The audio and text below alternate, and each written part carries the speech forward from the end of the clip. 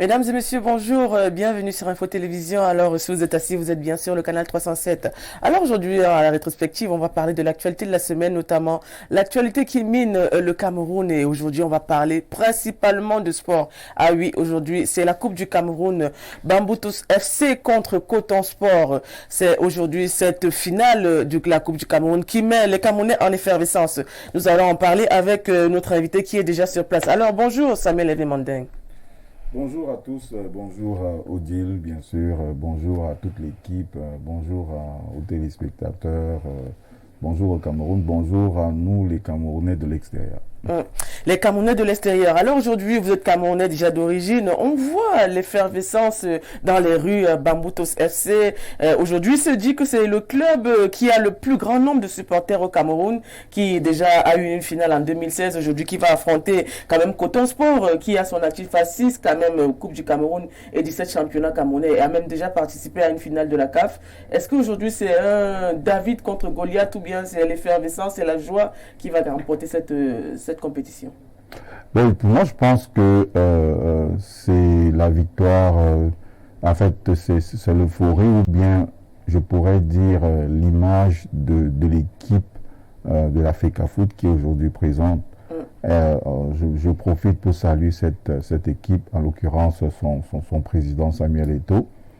Écoutez, lorsque quelqu'un a une aura à un certain niveau, les gens suivent l'aura. On peut pas, l'aura est comme l'air. Vous ne pouvez pas aller à l'encontre de l'aura, alors ni de l'air. Alors, vous voyez ce qui se passe aujourd'hui dans les villes. Je ne crois pas que, à mon actif et à mon expérience, j'ai vu autant d'effervescence pour un match ou pour une finale de la Coupe du Cameroun. Je me souviens, les finales de la Coupe du Cameroun, je ne vais pas le révéler ici, mais c'est connu de tous, on forçait les gens même d'aller au stade. Aujourd'hui, depuis hier et 2 jours, on peut dire vendredi, c'est l'effervescence dans toute la ville. Les gens font des commentaires. Vous sentez que ce sont des gens qui sont des amoureux du football. Je crois que cette équipe est en train de réussir un pari, donner le football, donner le jeu aux footballeurs et donner du spectacle aux spectateurs. Le football qui au Cameroun est quand même une seconde religion avec ses supporters. Mais tout à l'heure, je parlais de Bamboutos FC et de Coton Sport. On sait quand même que Coton Sport, c'est un mastodonte qui a quand même qui a eu beaucoup de sélections, qui a participé à beaucoup de championnats, qui en a même gagné 17, qui a 6 coupes du Cameroun, mais aujourd'hui se retrouve avec Bamboutos, qui je crois en 2016 était face à la PGS, mais en finale, ils avaient perdu. Mais néanmoins, on a toujours vu justement cette mobilisation qui vient quand même de l'Ouest depuis Mbouda. Est-ce qu'aujourd'hui, on pense que la mobilisation fera gagner le match face à Coton Sport? Ben, la mobilisation, c'est une chose. La finale, c'est une autre.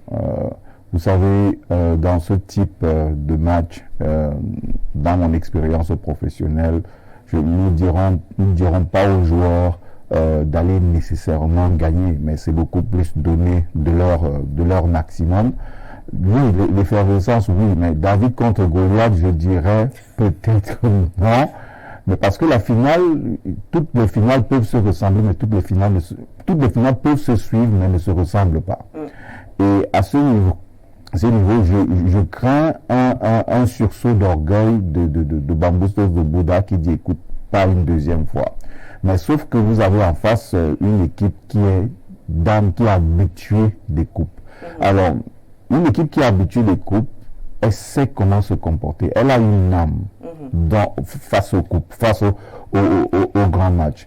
Et je pense que le match va se jouer au fil, à ce niveau. On dit généralement à compétence égale, c'est l'esprit qui fait la différence. Coton si Coton maintient le jeu à un certain niveau, la différence se fera au niveau de l'esprit. Et j'ose croire que les joueurs de Bamboutos aujourd'hui, individuellement, ont déjà l'esprit de coupe, parce qu'il faut savoir que vous pouvez être très talentueux dans les matchs, mais la coupe, ça s'apprend.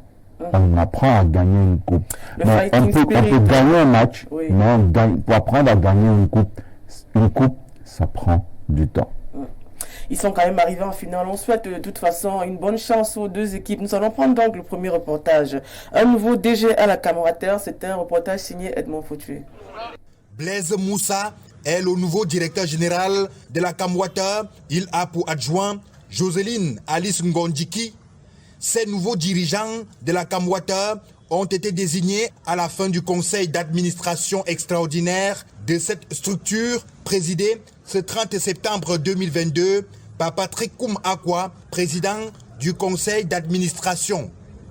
Blaise Moussa remplace à ce poste Gervais Bolenga qui a passé 5 ans à la tête de la Camwater, c'est-à-dire de novembre 2017 à septembre 2022.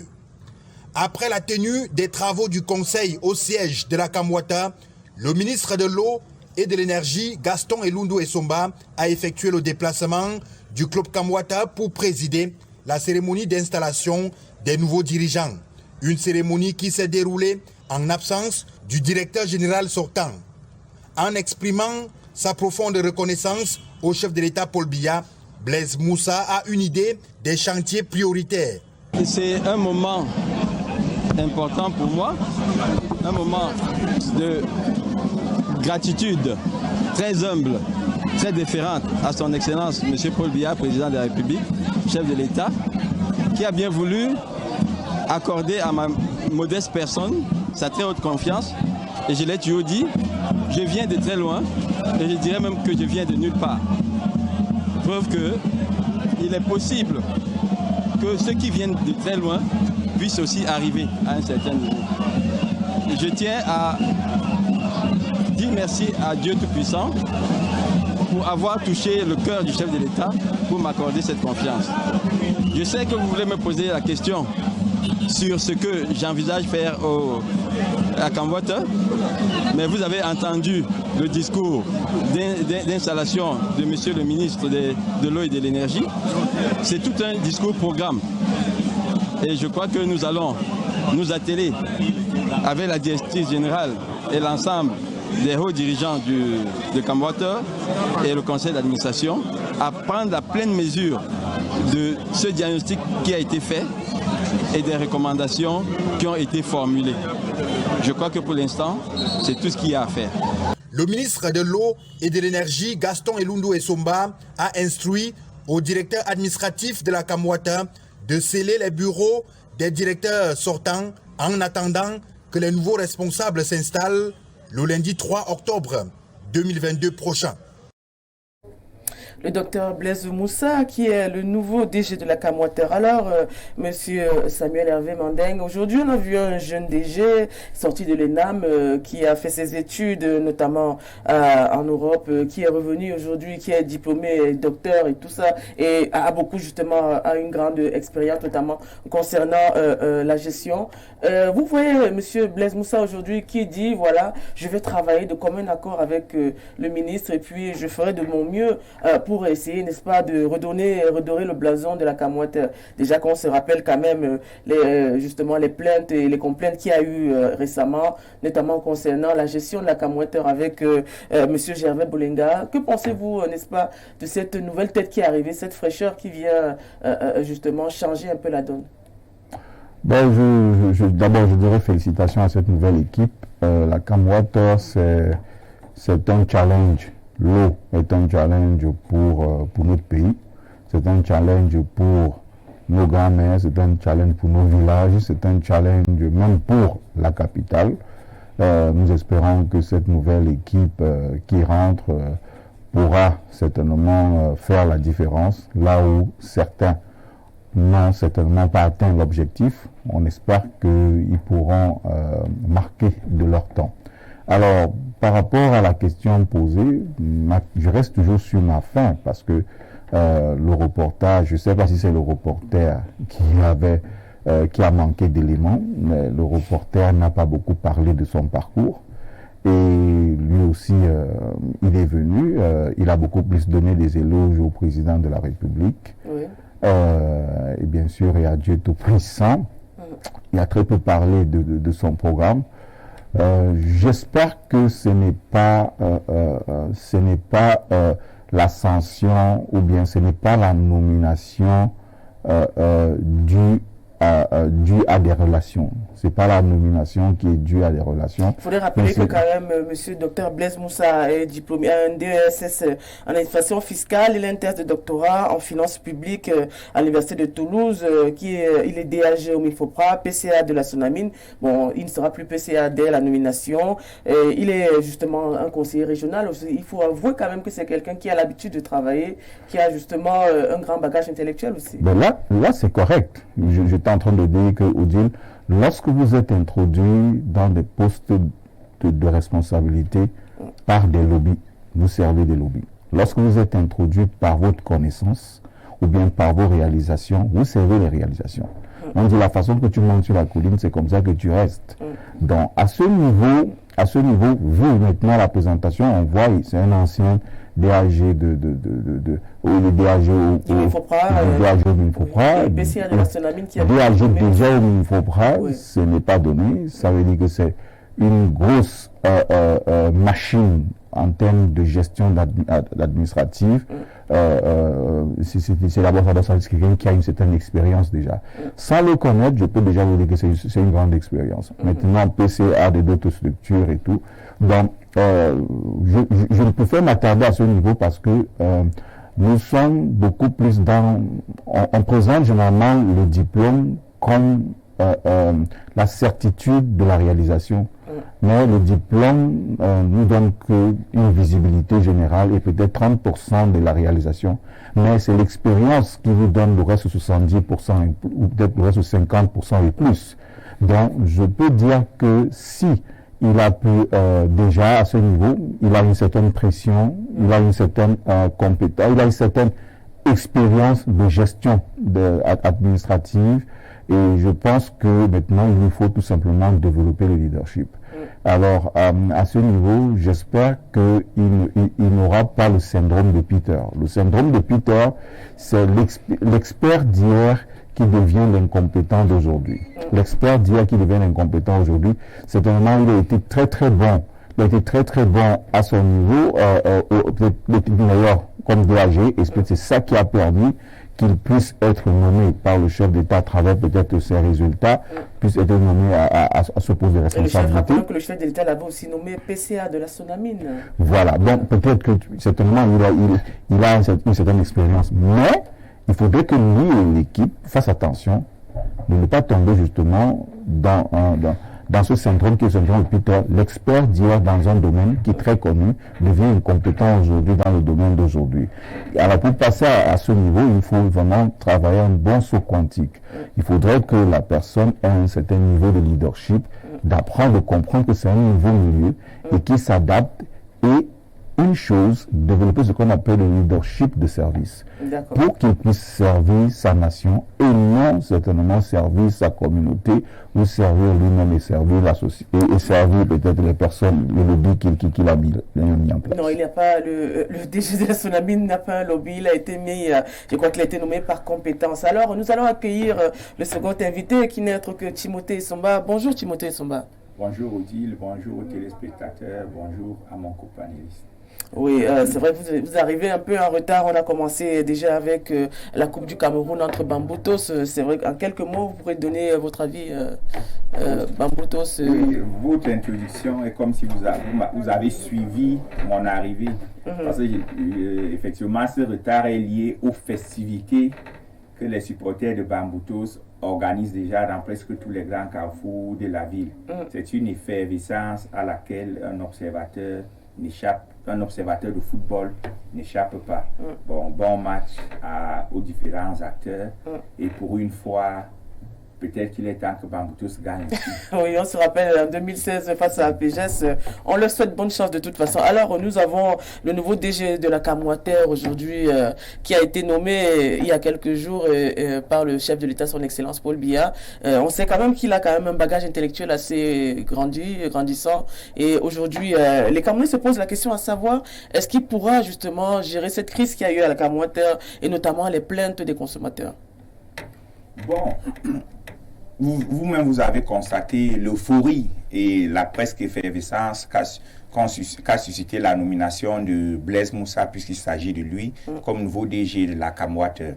C'est un homme réputé compétent, c'est un homme qui mobilise des qualités humaines exceptionnelles. Et le chorus autour de sa nomination est assez indicateur des attentes et des espoirs que le peuple camerounais repose sur lui. Maintenant, la Camwater est une structure, donc c'est un système.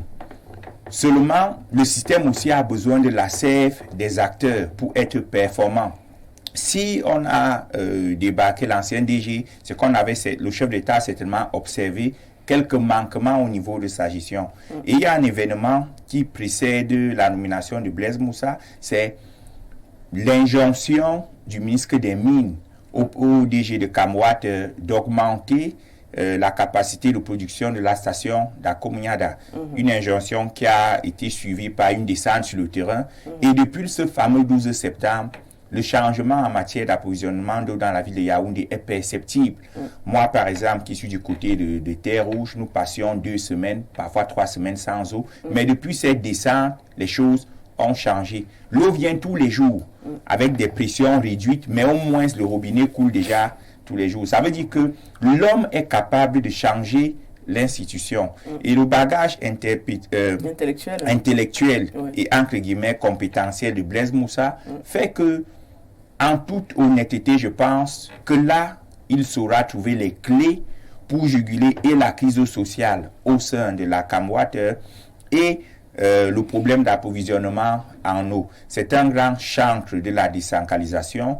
Je ne serais pas surpris de le voir actionner ce volet-là, parce que si on décentralise la fourniture d'eau, on aura beaucoup moins de problèmes. Merci. Alors, nous allons prendre un autre reportage qui est un carnet noir avec le décès de Amadou Ali. Amadou Ali inhumé à Kolofata. C'est un reportage signé Fabien Payanfo. Aéroport international de Maroua-Salak, le temps suspend son envol, l'appareil ayant à son bord la dépouille de l'ex-vice-premier ministre Amadou Ali s'immobilise. Sur le tarmac, une forte délégation des autorités de l'extrême nord venue accueillir la famille durement éplorée.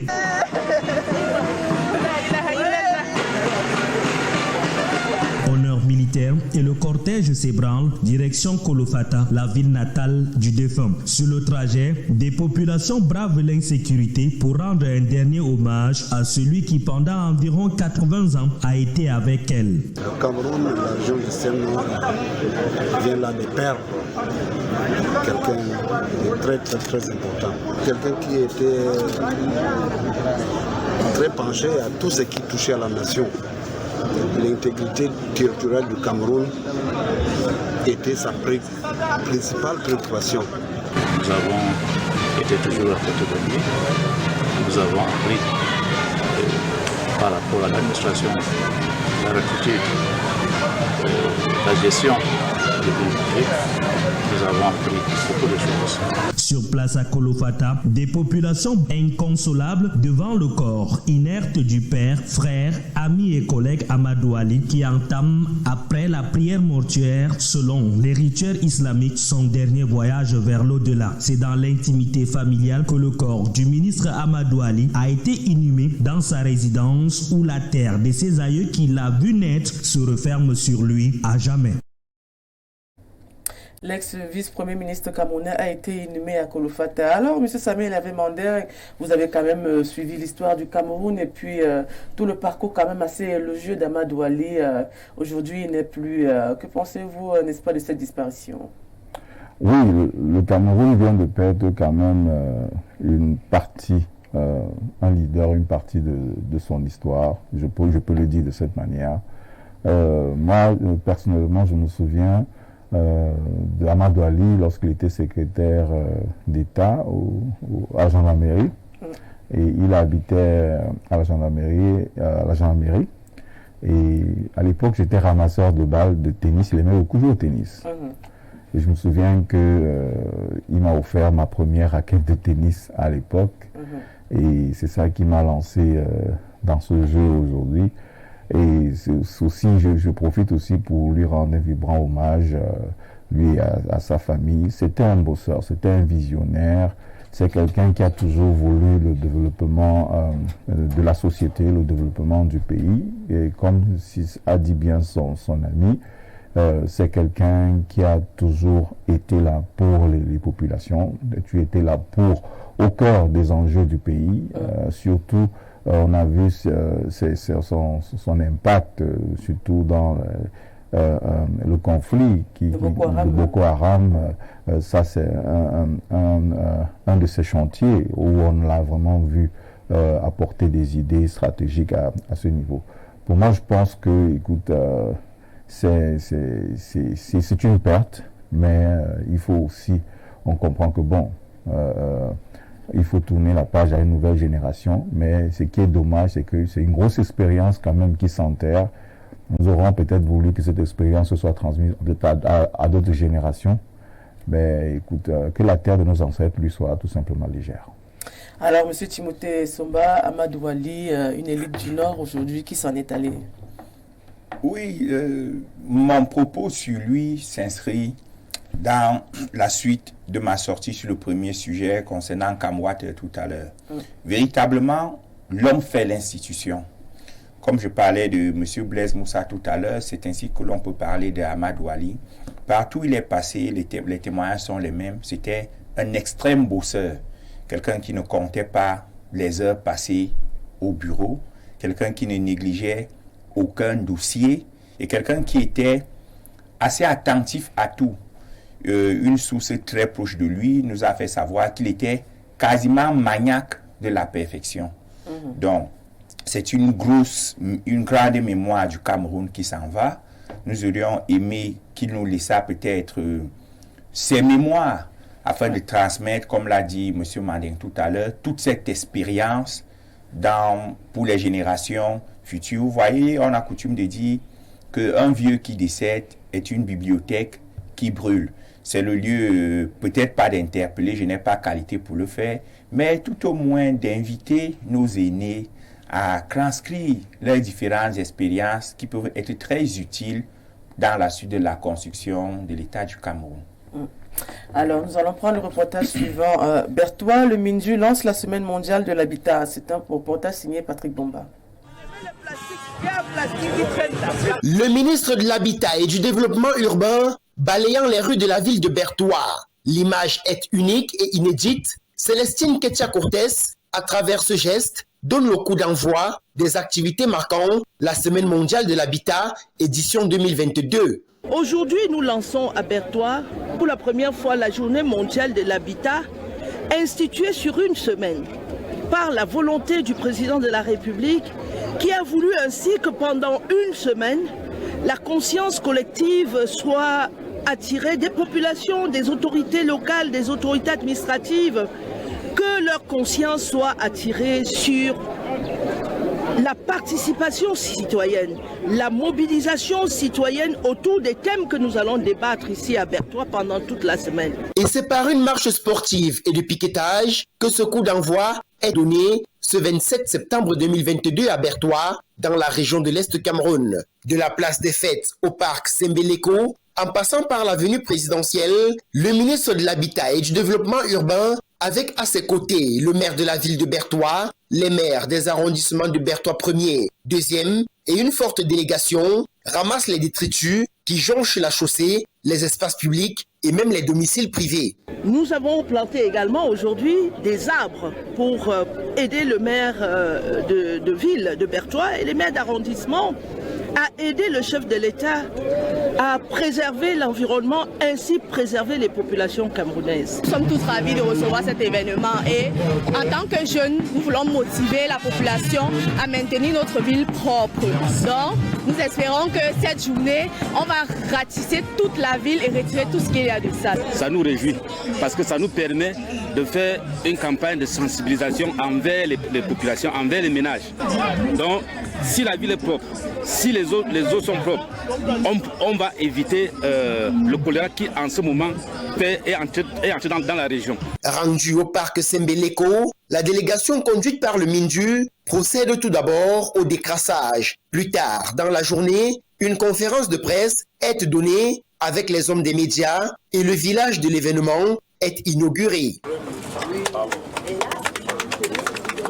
Cet après-midi, c'était le point de presse pour saluer l'accompagnement des hommes de médias, les inviter à nous accompagner, à rendre visibles les grandes actions du président de la République dans le domaine de l'habitat. Ici, au village de l'habitat que nous venons d'ouvrir, nous avons les entreprises citoyennes acteurs du développement de l'habitat.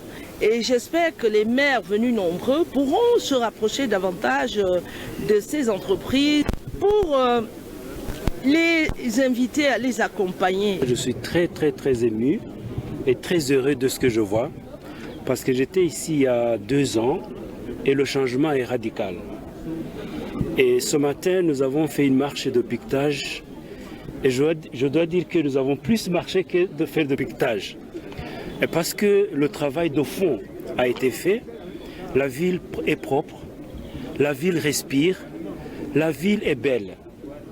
Et donc, Berthois montre le chemin. C'est donc véritablement parti pour la semaine de l'habitat édition 2022 au Cameroun. L'apothéose est prévue le 3 octobre 2022 avec la célébration nationale de la Journée mondiale de l'habitat sous le thème « Lutte contre l'habitat précaire et promotion des villes sûres ». Merci Lutte contre l'habitat précaire et promotion des villes sûres. Alors, M. Samuel Evemande, le lancement à l'est de la Journée mondiale de l'habitat a mis à contribution les maires et puis les populations. On a parlé de conscience collective, notamment dans le domaine du ramassage et peut-être de l'insalubrité dans la ville de Berthois, qui quand même est une grande région du Cameroun. Alors, le ministre de l'Habitat aujourd'hui a commencé par cette ville et puis que pensez-vous notamment concernant cette journée aussi qui met en exergue justement l'habitat et puis les populations? Je pense quand même que le reportage manque d'innovation. Parce que s'il faudrait toujours aller faire du ramassage et puis montrer qu'on a innové. Ce n'est pas simplement du ramassage. On a vu le représentant de l'OMS, Fanuel Sabimana, aujourd'hui, qui a parlé de ville propre, qui a parlé de conscience aujourd'hui. Ville propre, on le dit depuis des années. On n'est pas là pour critiquer les actions, mais on demande un peu d'innovation. Nous avons c'est l'innovation, M. Samuel Evemande. Ramasser des ordures et puis planter des arbres. Conscience aussi, c'est un peu ça du civisme. J'aurais voulu voir un peu les habitats précaires dont ils ont parlé et comment on propose un plan pour améliorer l'habitat précaire. Et si on parle du journée ou semaine de l'habitat, on a parlé beaucoup plus, le reportage a plutôt beaucoup plus présenté la propreté et le développement à travers planter les arbres et tout. Écoutez, la protection de l'environnement. Soyons froids, on n'est pas ici pour encenser des gens, soyons froids. On regarde ce qui se passe ailleurs. Si on dit habitat, quelles sont les stratégies qu'on propose? Quelle est la problématique d'abord au niveau de l'habitat? Et qu'est-ce que le ministre voudrait résoudre à travers cette problématique? Bien sûr, vous avez vu, on a parlé du thème. Et quel est le thème? Quel est le thème par rapport à la problématique que les Camerounais vivent aujourd'hui au niveau de l'habitat? On a beaucoup plus parlé de Berthois, ville propre, Berthois, ceci. Mais je pense que c'est pas seulement un thème pour la ville de Berthois, c'est un thème pour la ville, pour le Cameroun tout entier. Alors, je pense que Berthois devait seulement être le lieu de lancement. Et pour cela, la communication du ministre devrait être transversale par rapport à tout ce qui se passe. Il y a des activités qui se passent aussi dans les autres régions. Oui, c'est l'occasion de parler de ça.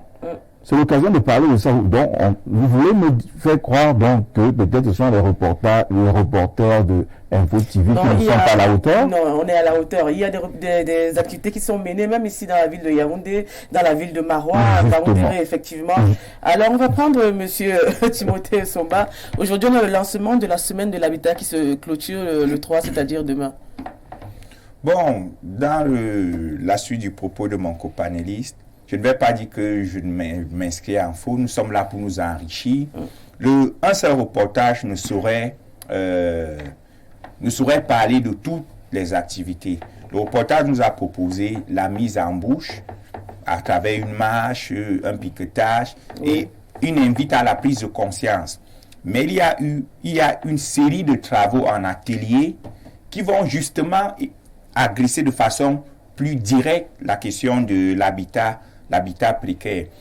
Je pense que le MINJU ici est dans son rôle parce que le développement urbain fait partie justement des modalités de résolution de la question de la précarité en zone urbaine. Donc la propriété ici aide en cela. Maintenant, la question de l'habitat précaire, vous qui aimez l'innovation, on ne va pas dire qu'on ignore ce que c'est que l'habitat précaire. Le reportage n'a certainement pas besoin d'en parler puisqu'il nous suffit de nous balader dans certains quartiers de Yaoundé tels que Mangué, Nkondongo, une partie de Mbogada et Tambafia voilà. Pour nous rendre compte de ce que c'est que l'habitat précaire. C'est déjà bien que le gouvernement pense à lutter contre ce fléau. Il y a des logements sociaux aussi qui ont été inaugurés il y a quelques temps aussi. Voilà, par exemple, contre ce fléau. Mais je pense à ce niveau qu'on pourrait élargir l'assiette des intervenants. Parce que l'habitat précaire ne peut pas cette expression m'échappe depuis un moment, mais on a besoin d'aborder la question foncière. L'accès au foncier est un outil indispensable dans la lutte contre l'habitat précaire. Parce que voyez-vous, ces zones qui sont agglomérées par un type de maison, c'est généralement parce que certaines familles n'ont pas la possibilité de s'offrir un lopin de terre. Donc ici, j'aurais bien aimé voir aussi le ministre des Domaines, du cadastre, oui. Pour que la lutte contre l'habitat précaire soit une lutte synergique, pas seulement une affaire du MINJU. Merci. On espère que cette semaine pourra porter ses fruits. Alors, nous allons prendre notre reportage, notamment concernant la police municipale. Organisation de la police municipale, le préfet du Vouri sensibilise les maires. C'est un reportage d'Edmond Foutué. Le préfet du département du Vouri, Benjamin Boutou, a réuni les maires, forces de maintien de l'ordre et les sous-préfets de son unité de commandement ce 26 septembre 2022 pour les sensibiliser sur le décret présidentiel qui organise l'activité des agents de la police municipale, chose faite dans les règles de l'art. Il était question aussi de leur rappeler justement les attributions de ce service de police municipale. La tâche est énorme ici parce qu'ils ont un rôle d'éducation, de sensibilisation et même de dégagement des encombrements de la chaussée. Et le texte va même plus clair, ils doivent même encadrer les malades mentaux, les aliénés. C'est eux désormais qui vont se charger même parfois de ramasser ou alors de dégager de la voie publique les corps abandonnés. Et à la fin, je leur ai demandé de s'approprier ce texte-là, c'est-à-dire ce décret du chef de l'État. En invitant les maires à réglementer le service de la police municipale, il leur rappelle aussi la nécessité d'établir une relation de travail entre la police nationale et la police municipale. Ceci évite les cas d'extrême violence. Parce qu'on a vu aussi là où les commerçants ou les autres citoyens viennent violenter les agents de la police municipale. Et là, nous ne pouvons pas admettre cela. De même que nous demandons aux agents de la police municipale de ne pas toujours user de la force. C'est pour ça qu'on prévoit aussi le domaine de la répression. Mais seulement, nous disons que la répression doit être encadrée. Et c'est pour ça que nous avons sollicité en même temps les services de la police nationale, c'est-à-dire les responsables des FMO, les forces de maintien de l'ordre. Une collaboration qui permet de maintenir la paix sociale. La police municipale est régie maintenant par un texte reconnu par le président de la République. C'est une entité qui doit exercer ses missions et ces missions sont indispensables. Et puis le décret qui régit la police a prescrit presque une obligation à la police nationale de prêter main forte à la police urbaine. Pour une bonne organisation du service des agents de la police municipale, les séances de formation et de recyclage de ceux-ci sont prévues. Ils ont 18 mois pour le faire. Le préfet du Vouri a notamment sensibilisé les maires face à la police municipale. Alors, monsieur Timothée Somba, il y a quelque temps, on se rappelle, il y a eu une altercation entre la police nationale et puis la police municipale. Ça s'est déroulé à Douala. Avec justement ce séminaire, peut-être cette rencontre, est-ce que vous pensez qu'on ne pourra plus rencontrer ce genre d'incident?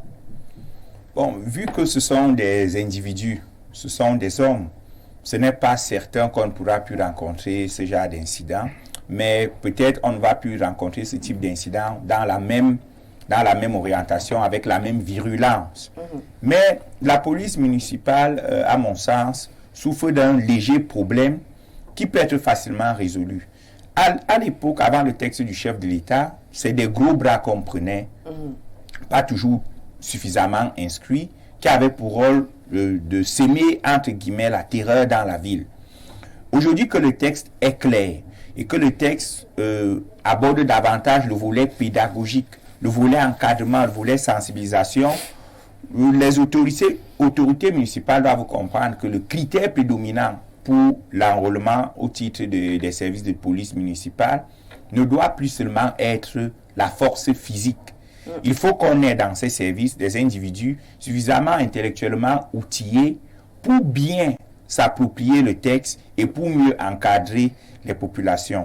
Donc l'action menée par le préfet du Vouri est une action extrêmement salutaire qui, à mon sens, devait être répétée par tous les autres préfets de la cinquantaine de départements que compte le Cameroun pour créer justement cette symbiose entre la police nationale, les autorités préfectorales et la police municipale.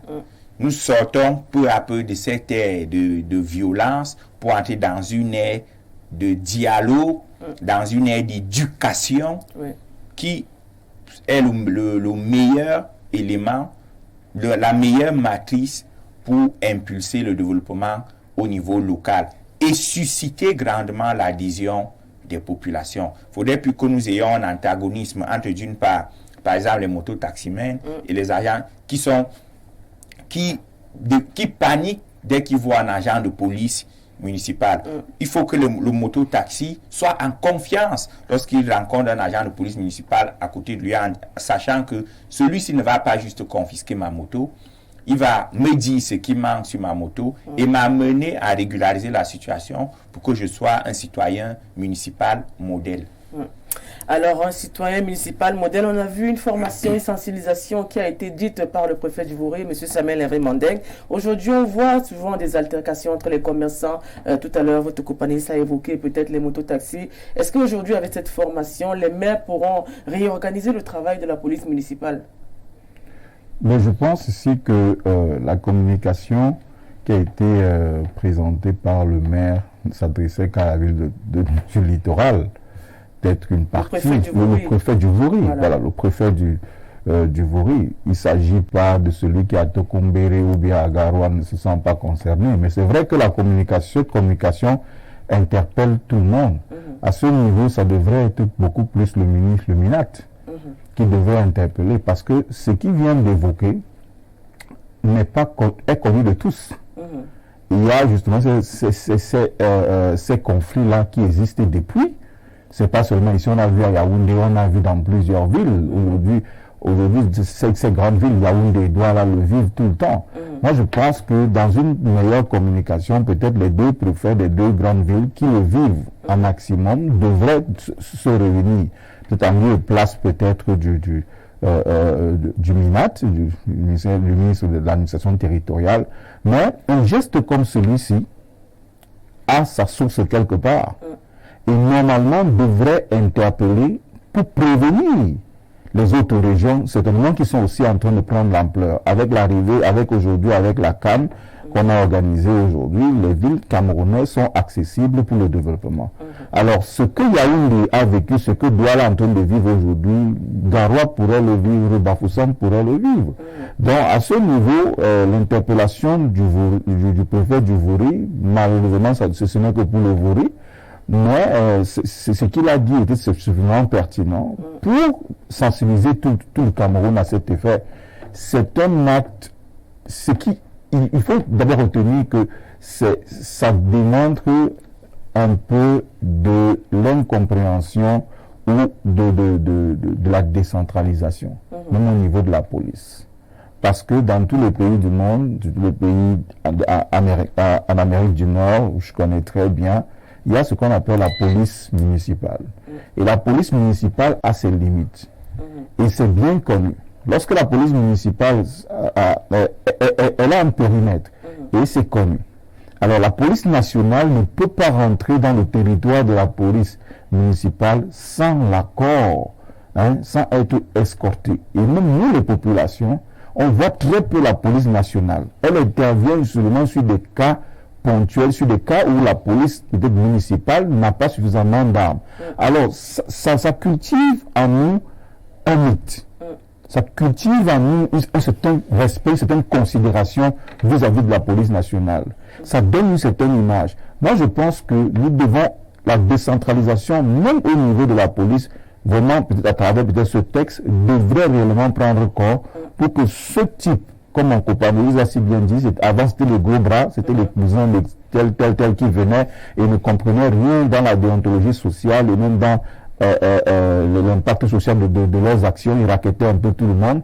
Mais aujourd'hui, on voit progressivement cette police qui est conjointe avec la police nationale, parce que je vois toujours, ce sont tous les policiers, la police nationale, les forces de maintien de l'ordre, qui renforcent cette police. Maintenant, qui est la police municipale? Est-ce que c'est un détachement de la police nationale à la police municipale? Mais écoute, qu'on fasse quand même une différence, même au niveau de leur tenue vestimentaire, qu'on sache que si un policier a telle tenue, il appartient à tel arrondissement.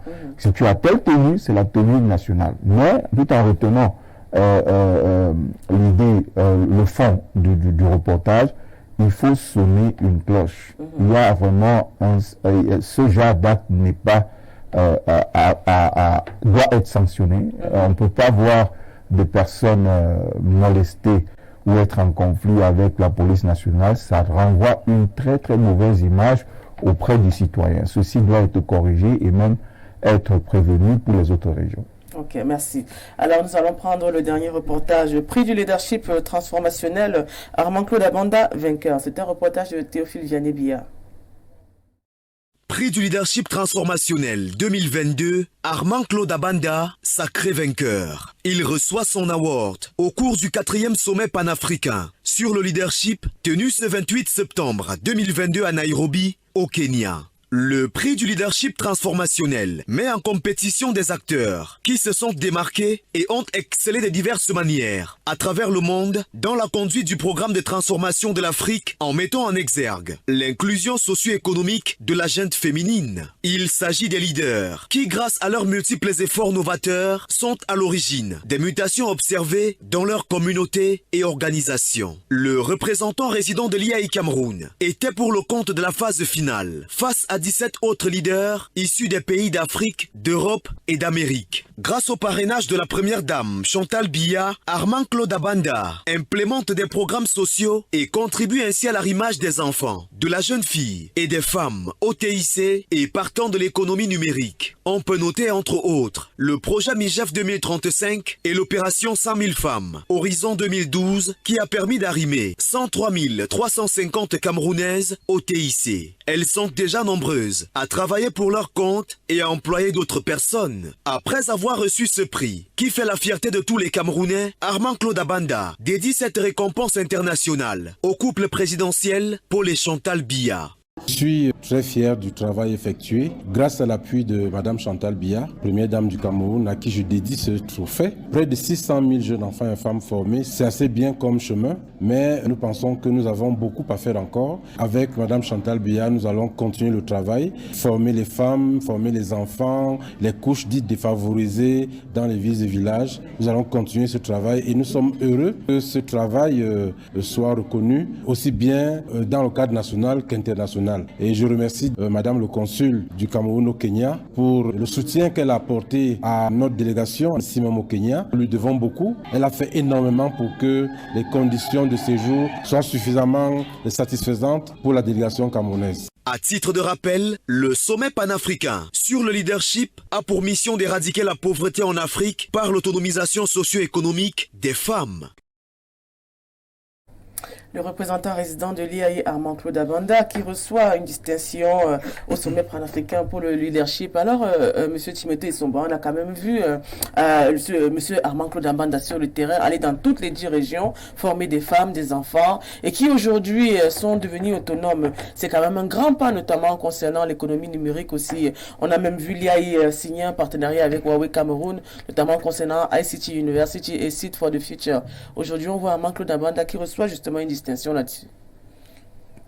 J'ai presque envie de dire que ce prix arrive en retard. Parce que Armand Claude Abanda est sur le terrain depuis plus d'une décennie. Effectivement. Et m'inscrivant dans sa dédicace, il bénéficie d'un appui conséquent du couple présidentiel à travers l'implication visible de la première dame. C'est tout dit sur la volonté du chef de l'État, son Excellence Paul Biya, d'accompagner les projets de ces Camerounais-là qui ne pensent pas pour eux, mais qui pensent collectif. Donc nous ne pouvons que souhaiter à Armand Claude Abanda de poursuivre dans sa démarche qui est salutaire à plus d'un titre. Et aujourd'hui, il est sur le toit de l'Afrique. C'est dire que son action n'est pas seulement perceptible au niveau local, mais elle est perceptible même à l'international. Ceci dit, c'est aussi le lieu d'inviter les acteurs du secteur de la fourniture, d'Internet et autres, de continuer d'œuvrer dans le sens de réduire la fracture numérique.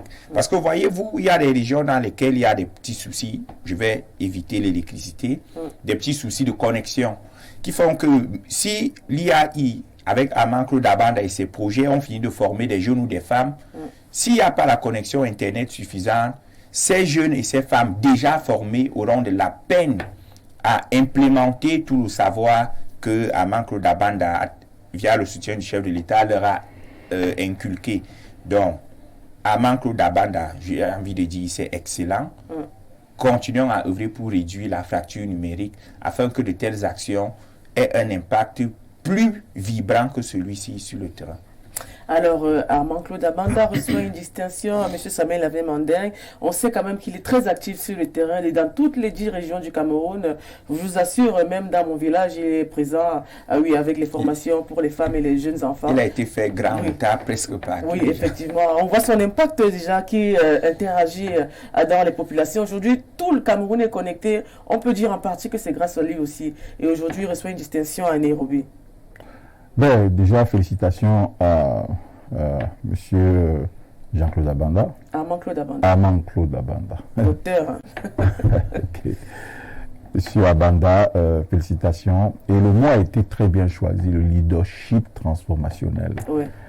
Et à cet effet, je pense qu'il faudrait s'arrêter sur cette ponctuation pour éduquer, pour amener les Camerounais à comprendre que le leadership, on peut avoir plusieurs types de leadership, leadership de service, leadership de gestion, leadership de whatever. Le leadership transformationnel, ce sont des faits.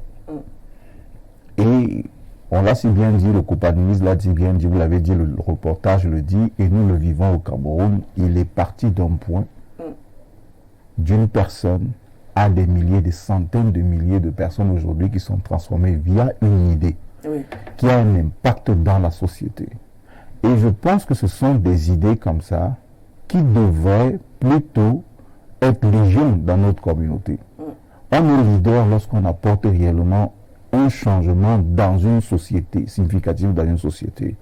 Et c'est un exemple palpable du leadership. Et il doit être copié, il doit être imité pour des autres générations dans plusieurs domaines. C'est en même temps un mélange du leadership, un mélange de l'impact social et l'impact économique. Il fait ce qu'on appelle du leadership, c'est l'économie sociale. Et ça a un impact réel dans le panier de la ménagère.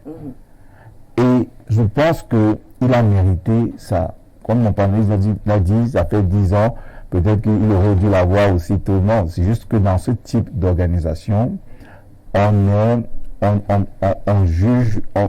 te juge pas sur la première action belle que tu as mis en place. C'est la pérennisation de l'action.